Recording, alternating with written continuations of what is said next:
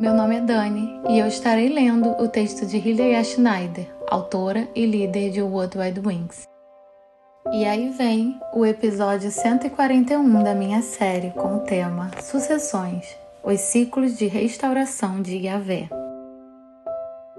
Falamos de um ciclo em que certos mecanismos se interligam, constroem-se uns sobre os outros e se repetem sucessivamente.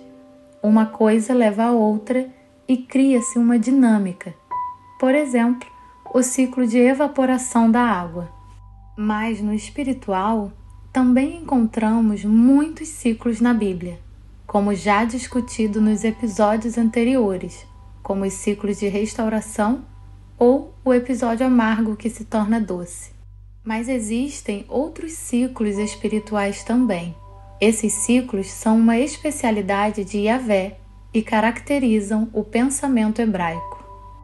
Hoje nos voltamos para um ciclo muito específico, que se torna aparente quando estudamos comparativamente as vidas de Jacó, José e Moisés.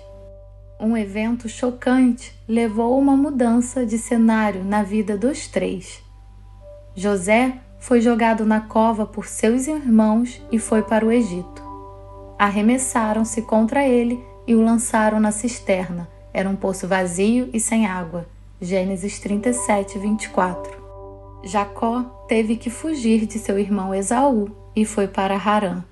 Depois disso, passou Esaú a odiar o seu irmão Jacó, por causa da bênção que seu pai lhe determinara, e prometeu a si mesmo: estão próximos os dias de luto de meu pai, então matarei meu irmão Jacó. Quando foram relatadas a Rebeca as palavras de Esaú, seu filho mais velho, ela chamou Jacó, seu filho mais novo, e orientou-o: teu irmão Esaú quer vingar-se de ti, matando-te. Agora, meu filho, ouve-me. Parte, foge para junto de meu irmão Labão, em Harã. Gênesis 27, 41, 43. E como não pudesse mais ocultá-lo, tomou o cesto de papiro, calafetou-o com betume e piche, colocou dentro seu filho e soltou o cesto entre os juncos, à beira do rio. Êxodo 2, 3. E lá a filha de Faraó encontrou o bebê, que foi dado a uma mulher amamentadora, sua mãe. E, quando o menino cresceu, ela o entregou à filha do Faraó, a qual o adotou e lhe pôs o nome de Moisés, justificando: eu o tirei das águas. Êxodo 2, 10. Moisés teve que se mudar novamente anos depois. Todos os três foram arrancados de suas famílias hebraicas e levados para uma terra estrangeira. Ele relembra o chamado de Yahvé que veio a Abraão.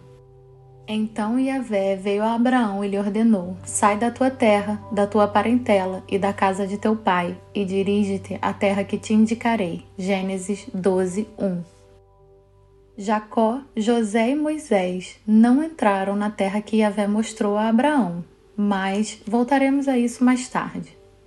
Os três mantinham contato com os irmãos quando foram ameaçados e forçados a deixar o país. E prosseguiu Jacó: vai então ver como estão teus irmãos e os rebanhos e traze-me notícias. Gênesis 37, 14. Eles o viram de longe e, antes que pudesse chegar mais perto, tramaram sua morte. Gênesis 37, 18. Moisés já era adulto. Um dia ele saiu para visitar o lugar onde se encontravam seus irmãos hebreus e descobriu como era árduo e exaustivo o trabalho que eram obrigados a fazer. Observou que um egípcio espancava um hebreu indefeso, e como olhasse para uma e outra parte e visse que ninguém estava ali, matou o egípcio e escondeu-o na areia. No dia seguinte, voltou no momento em que 2 hebreus estavam brigando e disse ao agressor: por que feres o teu próximo? E ele replicou: quem te constituiu nosso chefe e nosso juiz? Acaso queres matar-me como mataste ontem o egípcio? Moisés teve medo e deduziu: com certeza, o fato já é de conhecimento público. O faraó, tendo notícia do caso, procurou matar Moisés. Êxodo 2, 11, 15. Depois disso, passou Esaú a odiar o seu irmão Jacó, por causa da bênção que seu pai lhe determinara, e prometeu a si mesmo: estão próximos os dias de luto de meu pai, então matarei meu irmão Jacó. Gênesis 27, 41. E ao lidar com os irmãos em um conflito fraterno, tudo deu muito errado nos 3 casos, e eles fugiram. José permaneceu no Egito, com toda a numerosa família de Israel. Viveu 110 anos e viu a 3ª geração dos filhos de Efraim. Moisés passou 40 anos em Midian. Jacó serviu seu sogro 20 anos em Harã. José morreu com a idade de 110 anos. Gênesis 50, 22, 26. Todos os 3 encontraram suas esposas no país estrangeiro e também tiveram seus filhos lá. Jacó casou-se com Lia e Raquel em Harã. Gênesis 29, 9. Quando Jacó viveu em Labão, 11 filhos nasceram dele. Na viagem de volta para casa, nasceu o 12º filho, Benjamim. E o faraó impôs a José o nome de Zafenate Paneia e lhe deu por mulher Asenate, filha de Potífera, sacerdote de On, cidade do Sol. Gênesis 41, 45. Ao primeiro, José deu o nome de Manassés. Quanto ao segundo, ele o chamou de Efraim. Gênesis 41, 51, 52. Então Moisés aceitou o convite e concordou alegremente também em morar na casa daquele homem. Este lhe deu por esposa sua filha Zípora. Ela deu à luz um menino, a quem Moisés deu o nome de Gerson. Êxodo 2, 21, 22. Mais tarde, seu filho Eliezer nasceu. Tudo fica muito mais interessante quando olhamos de perto a riqueza que cada um dos 3 homens recebeu no exterior e do que se tratava a respectiva riqueza. Lemos sobre Jacó. Assim, Jacó tornou-se extremamente rico e chegou a possuir enormes rebanhos de ovelhas e cabras e a ser proprietário de muitos escravos, camelos e jumentos. Gênesis 30, 43. Além disso, a grande bênção que Jacó recebeu foram seus 12 filhos.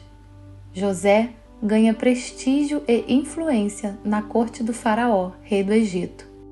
Moisés passou 40 anos como estrangeiro na terra de Midian, cuidando do rebanho de seu sogro. Apacentava Moisés o rebanho de Jetro, Reuel, seu sogro, sacerdote de Midian. Certo dia, conduzindo as ovelhas para além do deserto, chegou a Horebe, o monte de Elohim. Êxodo 3:1. Agora retomamos o fio condutor do pedido acima mencionado que Abraão recebeu de Javé. Então, Javé veio a Abraão e lhe ordenou: sai da tua terra, da tua parentela, da casa de teu pai, e dirige-te à terra que te indicarei. Abraão deixou sua terra natal para ir para a terra prometida de Canaã.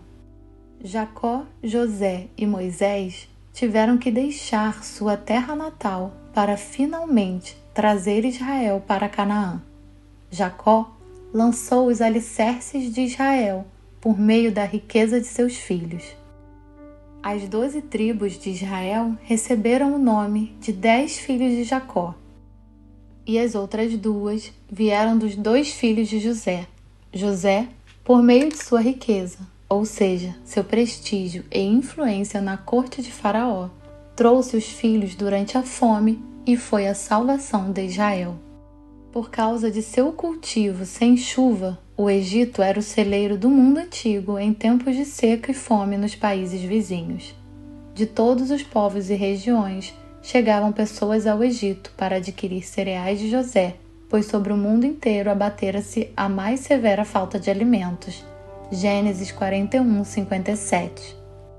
A família de Jacó também teve que se salvar da fome durante este período de seca, comprando grãos no Egito. Gênesis 42, 1, 5. Isso leva à reconciliação de José com seus irmãos e seu assentamento no Egito, onde os filhos de Jacó viveram após o relato em Êxodo 1, 7, na nação Israel. A riqueza de Moisés de viver e encontrar seu caminho na solidão do deserto e a sua riqueza interior foram o equipamento certo para conduzir o povo de Israel para fora da escravidão no Egito. Agora descobrimos um ciclo muito interessante. Os três tiveram que deixar suas famílias e até mesmo sua terra natal devido a um conflito fraterno. Todos os três foram ricamente abençoados no exterior e guiados em suas vocações relacionadas a Israel e uma bênção específica. É uma sucessão maravilhosa. Jacó, através de seus filhos, traz a semente da nação de Israel ao mundo. José toma o bastão, seus irmãos, e os salva da fome e lhes dá um lugar para viver no Egito, onde se tornam um povo. Quando o povo no Egito é escravizado mais tarde, Moisés assume o bastão e os conduz para fora da escravidão na terra de Canaã. Agora vamos aplicar o que ouvimos a Yeshua. Ele também deixou sua casa com seu pai e foi enviado para o exterior, isto é, para a terra, entre seu povo. Mas ele ainda teve que deixar sua terra natal novamente. Seguindo o conselho de um anjo de Elohim, Maria, com seu filho, e José, o carpinteiro, deixaram a Judéia e foram para o Egito, e só retornaram a Nazaré após a morte de Herodes. Então, houve também um grande conflito entre irmãos, pelo qual Yeshua teve que perder a vida. A riqueza de Yeshua entrou em jogo neste conflito fraterno, e através de seu sacrifício no madeiro, ele abriu o caminho para entrar em uma nova fase de casamento com a casa de Israel. Assim como com Jacó, José, Moisés e Yeshua, Yahvé transformou o conflito entre os irmãos em uma grande bênção, tanto para Yeshua, Jacó, José e Moisés, quanto para os irmãos. Sejam todos ricamente abençoados.